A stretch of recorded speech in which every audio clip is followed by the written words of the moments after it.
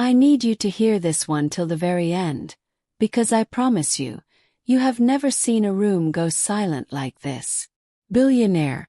His fiancée. A gala full of diamonds and fake smiles. And one 28-year-old woman everyone laughed at, because the host by mistake introduced her as the Maid. Her fiancé laughed the loudest. Her friends laughed with her. Cameras were rolling. And then she walked in. Not in a uniform. Not with her head down. She walked in wearing something that made 300 people forget how to breathe. I wasn't going to tell this story, but once you know what happened next, you'll understand why I couldn't keep it to myself. Hey guys, welcome back. Before we dive in, where are you watching from tonight? Drop your city in the comments. I love seeing how far these stories travel. If you're new here, consider subscribing because we tell stories exactly like this one every single week. Real emotions, real twists, the kind that stay with you long after the video ends. Hey, let's get into it. Nobody remembers the moment they stop seeing someone. It just happens, quietly, over months, until one day a person becomes furniture in a room they used to matter in. That was Naomi Reyes. 28 years old. Quiet eyes. A voice she'd learned to keep low because loud things got noticed. And in that house, being noticed was dangerous. 3 years earlier, Naomi had been someone. She'd built a small design studio from nothing. Sketches on napkins, late nights, coffee she couldn't afford. She was good. Better than good. Investors had started calling. And then her business partner, a smiling man named Julian Cross, had done what smiling men sometimes do. He took the company, the name, the credit, and left her with debt and a signature she didn't remember giving. She lost everything. The studio. The apartment. Even, for a while, the belief that hard work meant anything at all. So when her cousin Teresa offered her a temporary housekeeping position at the estate of Adrian Cole, a 33-year-old real estate and hospitality magnate whose name appeared on hotel towers from Dubai to Chicago, Naomi didn't argue. Pride doesn't pay rent. It's just until you're back on your feet, Teresa had said, squeezing her hand. 6 months tops. Had been 14. The Cole estate was the kind of place people only saw in magazines. White stone, floor-to-ceiling windows, a garden with its own irrigation engineer. Naomi learned its rhythms quickly. Which staircase to use, which rooms to avoid before 9 a.m., how to disappear into a hallway before Adrian Cole walked through it. She'd only spoken to him directly twice in 14 months. Once, to tell him his coffee was on the side table. Once, when he'd asked her name and she'd told him, and he'd nodded like he might remember it. He hadn't. Men like Adrian Cole met 400 people a week. Why would a housekeeper's name stick? But Naomi remembered everything about him. Not romantically, not at first. She remembered the way he thanked the kitchen staff by name. The way he sat with his aging groundskeeper during lunch instead of eating alone at the big table. The way once she'd seen him standing at the window at 2 a.m., completely still, like a man carrying something heavier than his suits let on. She didn't know then that the weight he carried had a name. Priyanka Malhotra. Priyanka was 31. Radiant in the specific way people are radiant when they've never once doubted a room would love them. She was Adrian's fiancée, the daughter of a hospitality dynasty, a merger disguised as a marriage, though Adrian would never admit that's what it was, even to himself. Their engagement had been announced in 3 languages across as many continents. It looked from the outside like the wedding of the decade. From the inside, Naomi saw things the cameras never caught. She saw Priyanka speak to the household staff like furniture that occasionally misbehaved. She saw the way Priyanka's friends, a rotating circle of heiresses and influencers named Bex, Farah, and Odalise, treated the estate like a hotel they were reviewing, 1 star at a time, in whispers meant to be overheard. And she saw, more than once, the particular cruelty reserved for her specifically.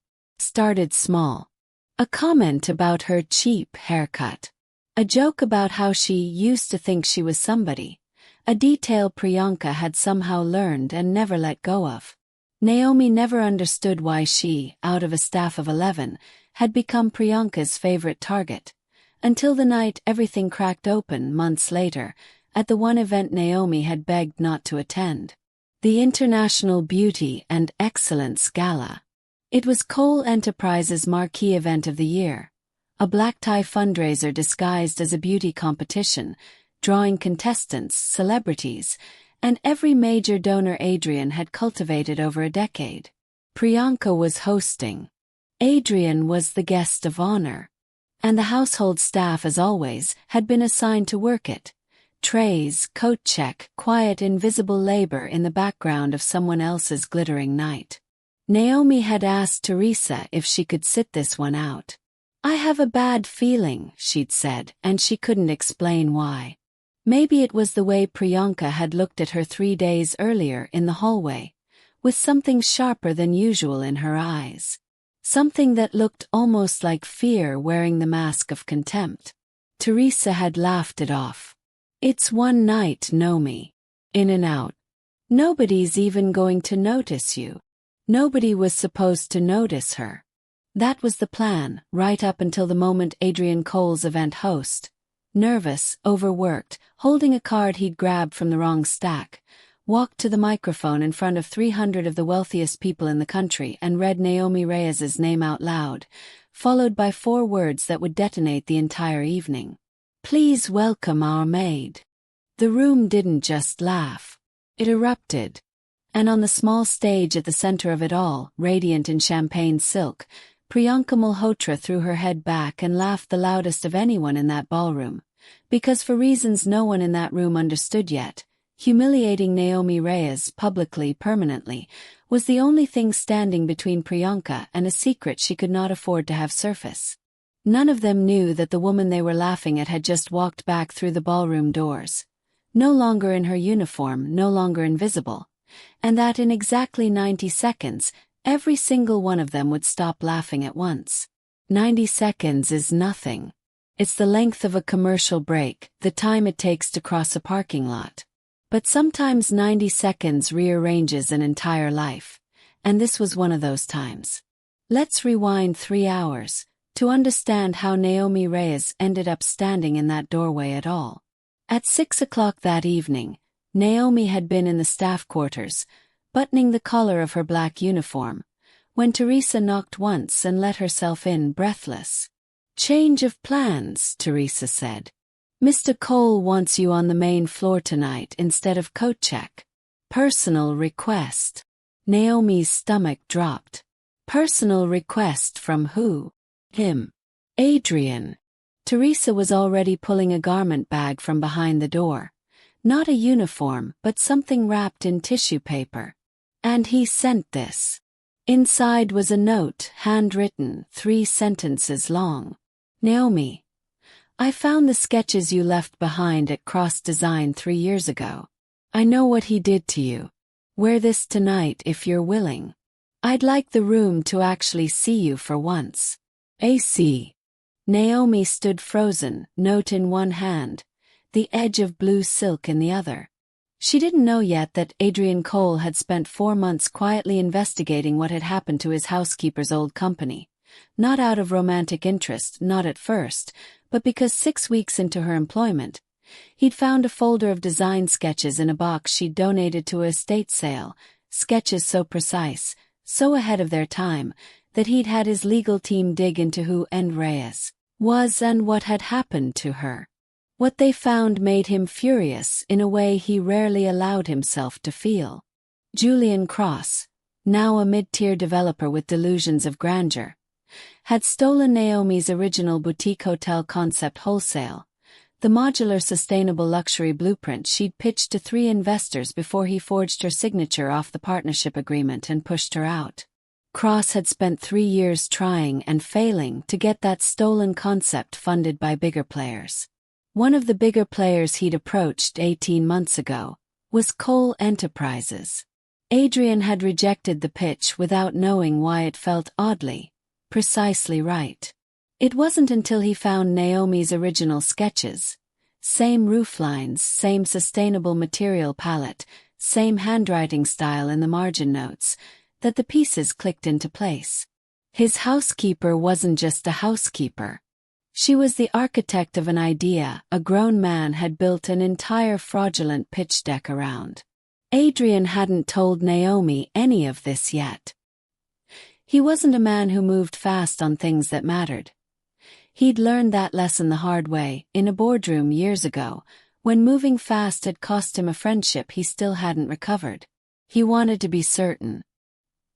He wanted to build a plan that couldn't be undone by one bad headline or one furious fiancé. But there was something else too, something he hadn't fully named even to himself. Over 14 months, in the small, easy-to-miss moments most people in his position never noticed, Adrian Cole had started noticing Naomi Reyes. The way she talked to the groundskeeper like he mattered. The way she'd once quietly covered for a junior maid's mistake without being asked. The stillness in her that felt, somehow, like the opposite of everything performative in his life. He hadn't acted on it. He was engaged. Whatever this was, he'd buried it under work and obligation. The way successful men bury most inconvenient feelings. Until 3 days before the gala, when Priyanka had come to him with a strange, urgent request. Fire Naomi Reyes immediately, no notice, no severance before the gala. Why? Adrian had asked. Because I don't like the way she looks at you, Priyanka had said, too quickly, too sharply. And something about the panic underneath her anger had made Adrian suspicious for the first time in their 2-year relationship. He'd said no. And that refusal, small as it seemed, was the first crack in a dam Priyanka had been holding shut for a very long time. Because here is what Priyanka Malhotra knew, and what nobody else in that ballroom knew yet. She had met Naomi Reyes before. 3 years earlier. In a very different room. Priyanka had been one of the 3 investors Naomi pitched her original hotel concept to. The same pitch Julian Cross later stole. Priyanka had loved the idea. Quietly funded Cross's version of it under a shell investment company once Naomi disappeared from the picture. And had spent 3 years profiting off a design that was never legally hers to profit from. Her family's hospitality empire. The empire that made her such an attractive match for Adrian Cole in the first place. Had grown in no small part, off the bones of Naomi's stolen work. When Teresa mentioned 8 months ago in innocent staff gossip Priyanka happened to overhear, that the new housekeeper was named Naomi Reyes and used to run a design studio, Priyanka's blood had gone cold. She recognized the name instantly. And she had spent every day since terrified that Naomi would recognize her back. That the quiet woman folding towels in her fiancé's house was one conversation away from unraveling the financial foundation of her entire family's empire, and her own engagement along with it. That was why she mocked Naomi. That was why she pushed to have her fired. Cruelty, it turned out, was just fear wearing better shoes. And that was why, when the host mistakenly announced, "Please welcome our maid," and the room erupted in laughter, Priyanka laughed the loudest of anyone. Because for one glorious moment, it looked like the universe was doing her dirty work for her, humiliating and diminishing the one woman who could ruin everything, right there on stage, in front of every donor and journalist who mattered. She had no idea Naomi wasn't in the ballroom to work coat check that night. She had no idea about the dress. A note. The 4 months of quiet investigation. She had no idea that in exactly 90 seconds, the doors at the back of the ballroom would open, and the woman she'd spent 3 years hoping would stay invisible forever would walk through them wearing royal blue silk, her chin level, her eyes finally unafraid, and that the first person to fall completely silent would be her. The laughter was still rolling through the ballroom. That ugly, contagious kind of laughter that spreads before people even understand what they're laughing at, when the doors at the back parted. Adrian Cole was the first to turn. He'd been standing near the stage, jaw tight, already furious at his host's mistake, already moving toward the microphone to correct it, when something made him glance toward the entrance instead. Later he'd say he simply felt it, the way you feel someone walk into a room before you see them. Naomi stood in the doorway in the gown he'd sent her. Deep sapphire silk, one shoulder bare, the fabric catching the light in a way that made 300 conversations die mid-sentence.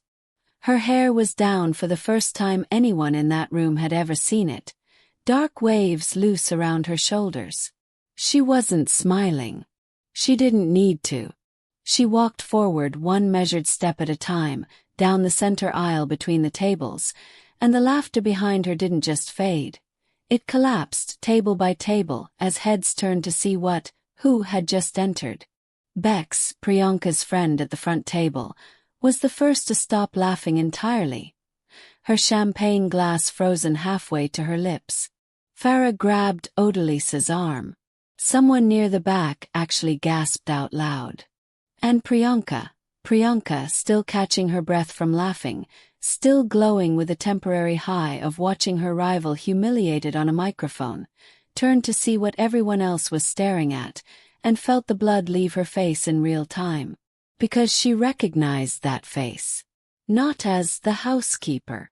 As Naomi Reyes, the woman across a conference table 3 years ago, pitching a hotel concept so good Priyanka had quietly stolen it before anyone else could. The room was silent now. Fully, completely silent, in that specific way 300 wealthy people can only manage when something genuinely unscripted is happening in front of them. Naomi stopped at the base of the stage. She looked directly at the host, who was still holding the microphone with a particular horror of a man realizing his mistake was about to become historic. "I think," Naomi said, and her voice, low, steady, carrying easily in the dead silence, reached every corner of that ballroom without a microphone. "There's been a correction to make." Adrian moved then, closing the distance to the stage in 6 long strides, taking the microphone gently from the host's hand. "There has," he said. "My apologies to everyone, and especially to you, Naomi." He turned to face the crowd. "For the past 14 months, Ms. Reyes has worked in my household. Tonight, some of you laughed when she was introduced by the wrong title. I'd like to correct that." He paused. The room held its breath. 3 years ago, Naomi Reyes designed the sustainable luxury hotel concept that this company was offered, under a different name, by a different man 18 months ago. We passed on it then, without knowing its true origin. We shouldn't have passed. Whispers, fast and electric, rippled through the tables. "Tonight," Adrian continued, "I'd like to announce that Cole Enterprises will be entering a full partnership with Ms. Reyes to develop and launch that concept under her name, her leadership, and her design house." The gasp that went through the ballroom this time had nothing to do with cruelty. Naomi's eyes stung. She hadn't expected this, not tonight, not like this in front of everyone. She'd known Adrian was looking into her old work. She hadn't known he'd built an entire plan around giving it back to her, publicly, in the one room designed to make sure it could never be quietly buried again. But the biggest gasp, the one that would end up clipped and shared 11 million times by the following morning, came 30 seconds later when Naomi turned, for the first time all evening, to look directly at Priyanka. "There's one more thing," Naomi said quietly, though the silence carried her words to every table. "Priyanka and I have actually met before." Priyanka's smile, the one she'd been holding together through sheer force of will, finally cracked all the way through. 3 years ago," Naomi continued, "I pitched this exact concept to 3 investors. One of them was Priyanka Malhotra." She let that land. 6 months later, an anonymous shell company funded a nearly identical design under Julian Cross's name. I always wondered how he found investors so fast. For an idea he didn't have the vision to build himself. You could have heard a pin drop on carpet. "I'm not here to accuse anyone of anything tonight," Naomi said, and there was no triumph in her voice, just tired, hard-won clarity. I'm here because a good man decided to see me when it would have been easier not to. What happens next isn't up to me. She looked at Adrian. Adrian looked at Priyanka.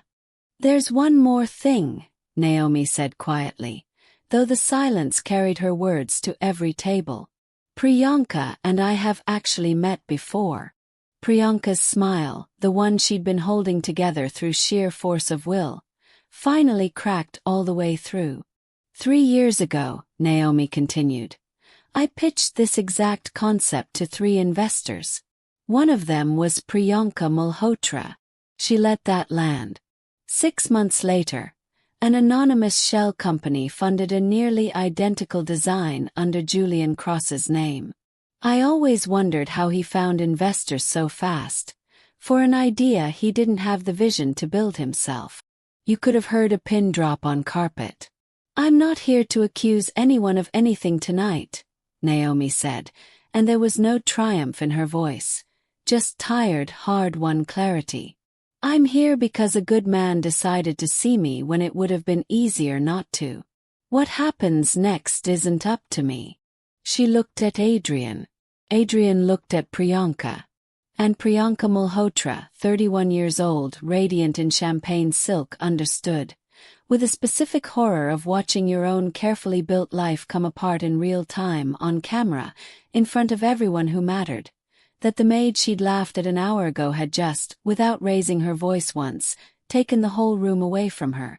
By midnight the video was already moving. Someone's phone, 3 someone's phones it would turn out, had caught the entire sequence.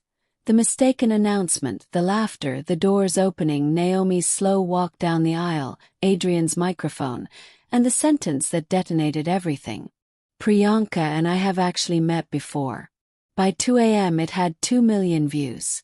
By sunrise, gossip columns that usually covered red carpets were running headlines with words like unraveling and scandal and the maid who exposed a dynasty. Naomi's name, her real name, her design work, old photos of her original studio before it collapsed, was trending in 4 countries before she'd even had a chance to take off the blue dress. She sat in the back of Adrian's car afterward, the adrenaline draining out of her all at once, replaced by something closer to nausea. I didn't plan to say all that, she admitted, staring at her hands. I don't even know what happens now. What happens now, Adrian said carefully, is that people are going to ask a lot of questions. About Priyanka. About Cross. About her family's company. And you're going to have to decide how much of that you want to be part of answering. He wasn't wrong. Within 48 hours, journalists had connected Priyanka's family hospitality group to the shell company that funded Julian Cross's pitch. The same pitch built on Naomi's stolen concept. Malhotra Hospitality's stock dipped 9% on the news alone, before any formal investigation had even opened. Priyanka's father, a man who had built his empire on a reputation for integrity spanning 3 decades, called an emergency board meeting that lasted 11 hours. Priyanka herself went silent on every platform, which somehow made the story louder. Naomi expected to feel victorious. Instead, mostly she felt exhausted, and something else she hadn't anticipated. Guilt, thin and stubborn, threading through everything. She hadn't wanted to destroy anyone's family.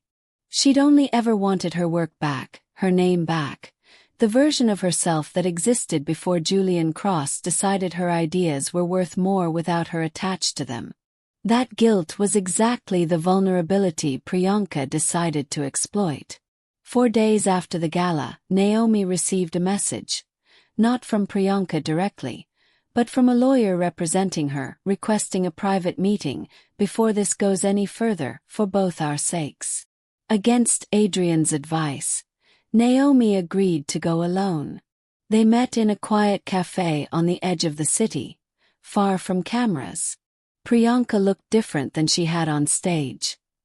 Smaller, somehow, stripped of the audience that usually powered her. You could have ruined me quietly, Priyanka said, no preamble. Sent it to a journalist. filed a lawsuit privately.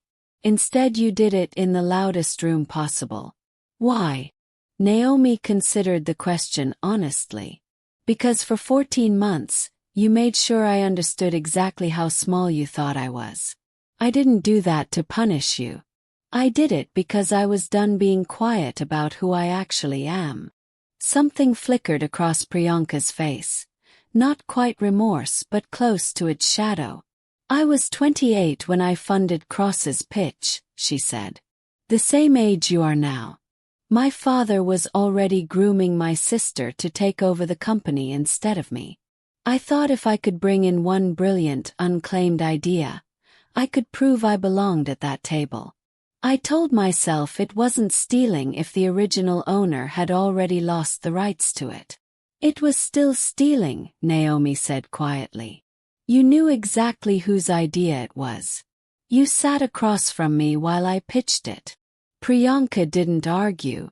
That, more than anything she said, told Naomi everything she needed to know. What do you want from me? Naomi finally asked. I want you to understand, Priyanka said, that Adrian doesn't know the whole story. About why I really wanted you gone before the gala. It wasn't just business. Naomi went still. What are you talking about? Priyanka's composure, held together for 4 days by sheer will, finally gave way. I've known for 2 months that Adrian was in love with you, she said. Not the stolen idea version of you. I watched it happen, the way he started asking about your day. The way he stopped scheduling dinners with me on nights. He knew you'd be at the estate. I told myself it was nothing. But I knew. I think I've known since before the gala that whatever we had was already over, and I was so afraid of losing everything at once. The company, the engagement, the story I'd told myself about who I was, that I decided humiliating you publicly was easier than admitting any of it.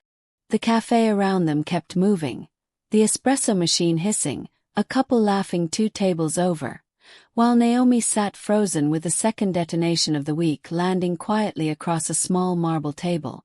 She had known, somewhere underneath everything, that something had shifted between her and Adrian over the past months. Small kindnesses, a note tucked into a gala dress, the particular focus in his eyes when he corrected the host on stage. She just hadn't let herself say the word for it, not with the man still technically engaged to someone else. Now the word had been said for her, by the last person she expected to say it. I'm not telling you this to hurt you, Priyanka said, wiping her eyes with the back of her hand, mascara smudging in a way the cameras mercifully weren't there to catch. I'm telling you because I'm tired of being the villain in a story I helped write. Whatever happens with the company, with the lawsuits, with my family, that's mine to face. But you deserve to walk into whatever comes next with your eyes open. Adrian's heart left this engagement a long time before I did. Naomi walked out of that cafe into the gray afternoon light with her hands shaking, carrying 2 truths at once. One about a stolen idea finally reclaimed, and one about a feeling she hadn't let herself name, now sitting fully formed and undeniable in the center of her chest. She had no idea that Adrian, 3 miles away, had just ended his engagement. Adrian Cole had never been a man who did things halfway. The morning after the gala, before the video had even finished making its first lap around the internet, he'd already made a decision he'd been circling for months without admitting it to himself. His engagement to Priyanka Malhotra was over. It wasn't about scandal, though the scandal made the timing unavoidable. It wasn't about business optics, though his board would spend the next week nervously monitoring headlines. It was simpler and harder than that. Watching Naomi walk down that aisle in the blue dress, watching the room finally see what he'd been quietly seeing for months. He understood with total clarity that he'd been trying to build a life with someone while his attention, his care, his actual heart, had drifted somewhere else entirely, somewhere he'd been too disciplined, too responsible, too engaged to follow. He met Priyanka 3 days after the gala, before her cafe conversation with Naomi, in the same quiet study where she'd once demanded he fire the maid without explanation. "I think you already know why I'm here," he said. Priyanka, to her credit, didn't cry, didn't perform, didn't do any of the things she might have done a year earlier. "I do," she said. "I think I've known for a while. This isn't only about the investment fraud," Adrian said carefully. "That's between you, your family, and eventually probably a courtroom. This is about the fact that I don't think either of us has been honest about what this engagement actually was for a very long time."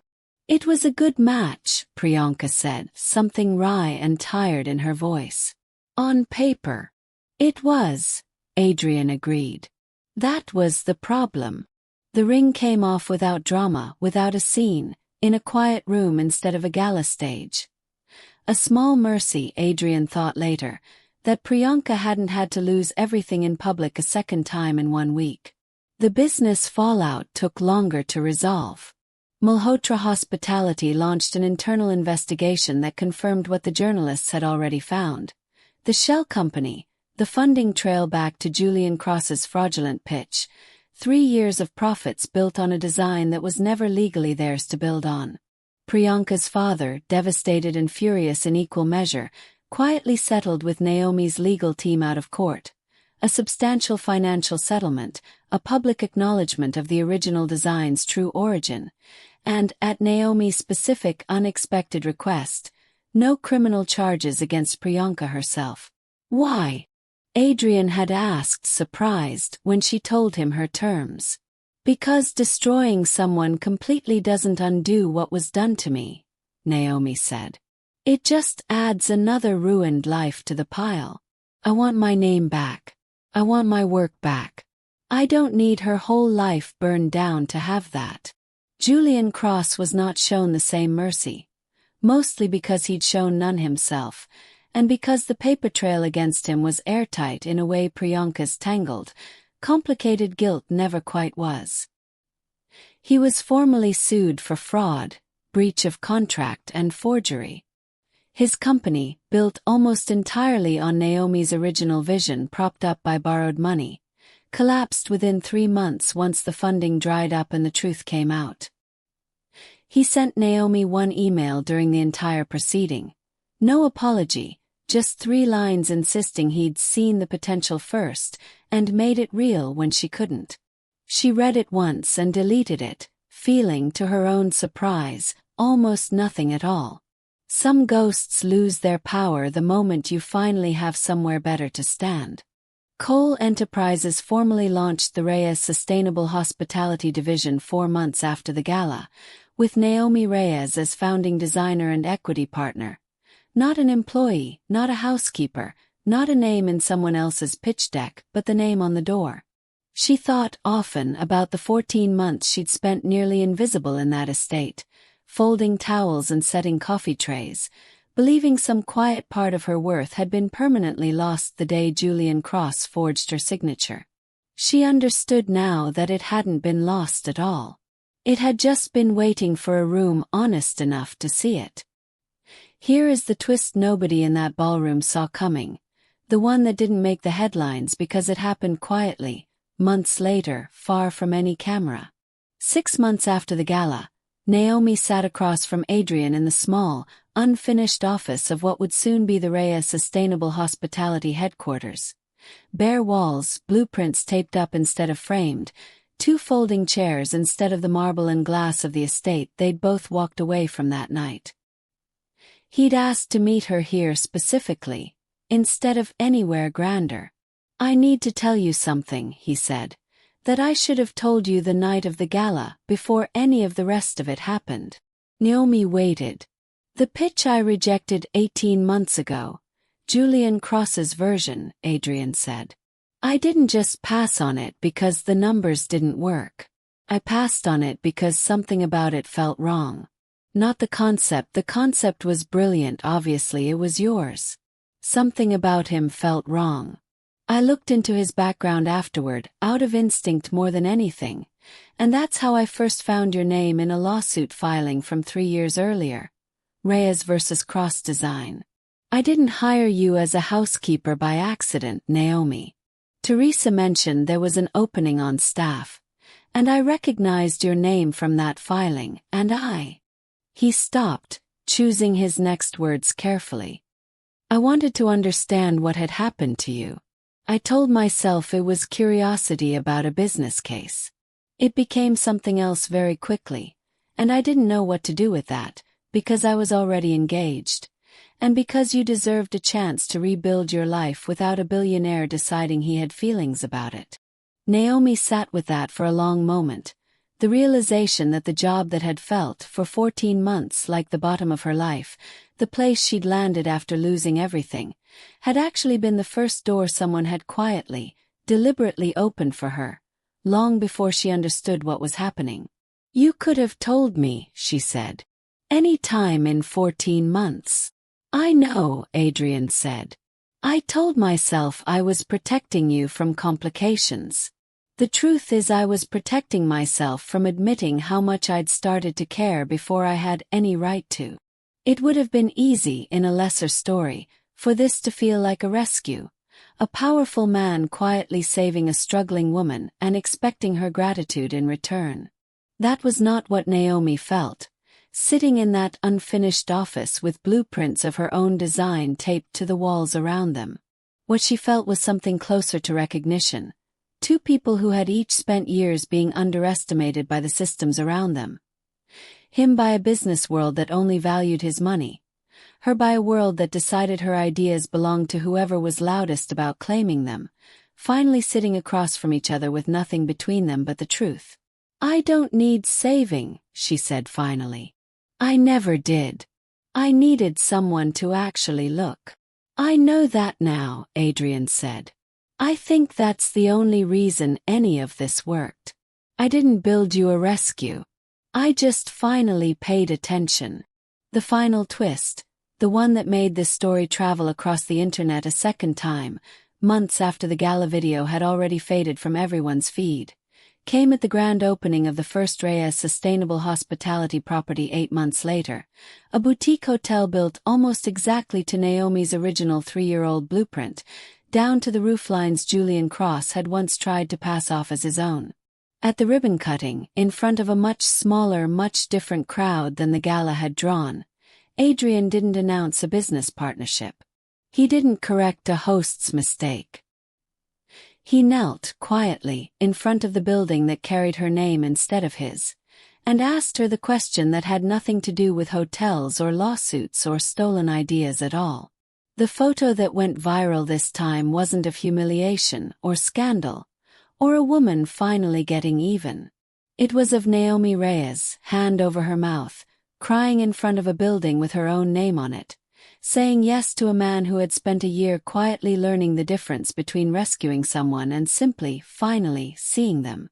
If this story taught us anything, it's this.